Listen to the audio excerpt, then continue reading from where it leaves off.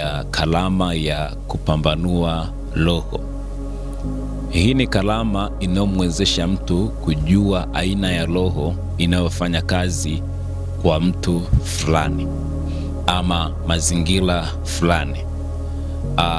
Watu wote tunaweza tukua tukiongea, ama mtu anahubiri, mtu anafundisha, anafanya jambo fulani, lakini kupitia hii kalama ya kupambanua roho anaweza katambua aina ya roho inayofanya kazi nyuma ya yule mtu, ama nia iliyopo nyuma ya yale mafundisho.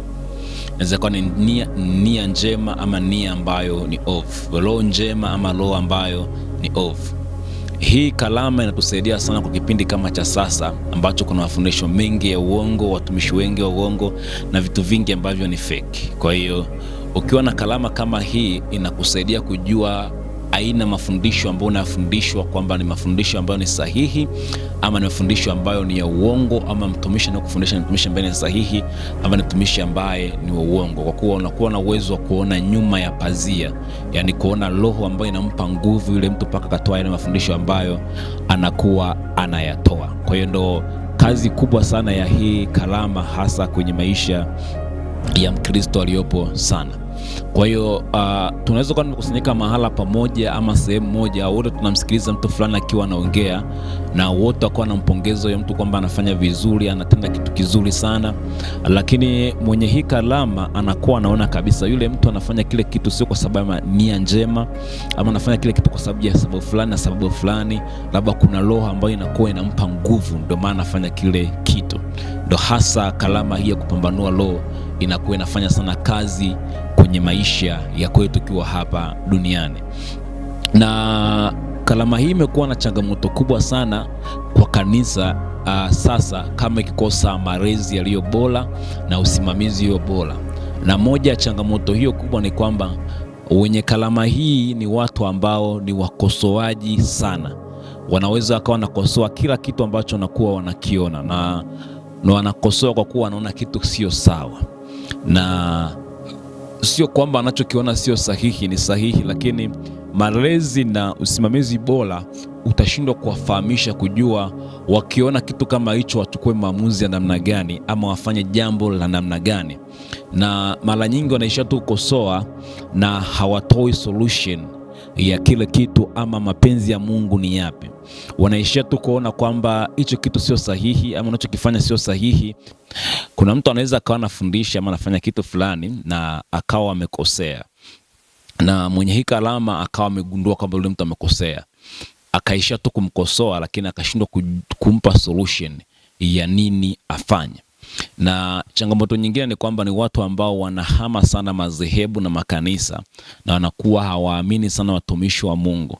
Ni watu wenye kalama hii mara nyingi wanakuwa ni kukwamahama, kwa kuwa ni watu ambao wanaona makosa kwa ukaribu sana na kuona changamoto kwa ukaribu sana, hivyo wanakuwa wanaona kila sehemu sio salama kwa ajili ya maisha ya kwao.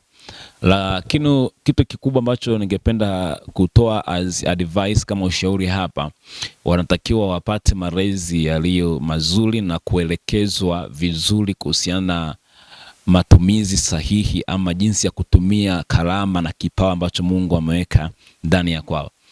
Wakiwa kipata malezi na msimamizi ambao ni mzuri, basi watakuwa na uwezo wa kuwa na advantage na faida kubwa ndani ya kanisa kuliko kuleta matafaruko na magomvi, kwa kuwa wakiwa kosoaji sana, kitakacho kuja baadaye atakuwa ni makosa na magomvi makubwa ndani ya kanisa ama ndani ya huduma fulani, kwa kuwa watakuwa na kosoa na kuleta tofauti na mkangaiko mwingi sana. Nadhani hapo utakuwa umenielewa. Lakini kalama moja ambayo ni ya muhimu sana na inatakiwa ipo ndani ya kanisa sana. Jambo jingine ni kwamba hii kalama pia hata wewe unaweza kaipata endapo kaihitaji, na kuna namna 3 ambazo zinaweza kukusaidia kupata aina hii ya kalama.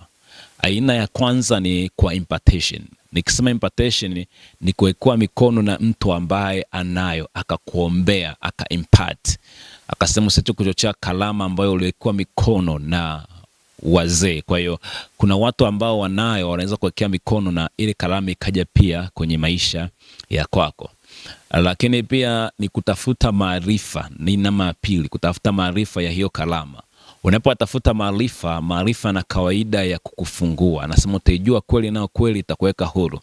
Maarifa ya kile kitu ana kawaida kukupa nuru na mwanga. Kisha ka nuru na mwanga, ile spirit inaingia ndani yako, ina activate na kuwa sehemu ya maisha ya kwako. Lakini pia tatu, unaweza kaiomba mbele za Mungu. Mungu, I need this. Na Mungu akiona reason zako za kuitaka kile kitu ni njema, basi Mungu anakuwa anakupatia hiyo kalama. Na jambo jingine ni kwamba hii kalamu inaweza kusaidia tu kwenye maisha yako ya kila siku tu ya kawaida. Unapofanya biashara, mambo ya mahusiano, familia, kazi na kila kitu, inaweza kukusaidia kwa ukaribu sana, kwa kuwa itakuwa na kusaidia kujua kila aina ya nia ambayo ipo nyuma ya kila kitu ambacho unatamani kukifanya. Inawezekana unataka kuingia mkataba na mtu fulani, ama unataka kuingia partner fulani na mtu, ama ni jambo la kimahusiano unataka kuingia na mtu fulani. Unakuwa na uwezo wa kugundua kwa karibu na kujua kwamba hichi kitu nia yake ama mwisho wake utakuwa ni mbaya ama ni mzuri. Na hapa ningebezi sana kwa watu wanaofanya mikataba mbalimbali ya makampuni makubwa na biashara kubwa, kwa kuwa inaweza kupelekea kugundua baadhi ya mikataba ambayo ni fake na mikataba ambayo ni original. Watu wanaweza kuwa wameweka mkataba wao wa kuingiza kwenye aina fulani ya mkataba, lakini ukiwa na hii kalamu unaweza ukajua na kutambua kusema okay, hichi kitu ambacho nataka niingiziwe sio kitu ambacho ni sahihi na kinaweza kanipoteza. That is the advantage of this gift katika maisha ya kwako. Na nadhani hapo utakuwa umenielewa sana, na Mungu akubariki sana sana sana. Karibu tena ukajifunza pia kwa darasa lingine linalokuja kwa habari ya mambo kama haya ya kiroho sana. Mungu akubariki sana. Amen.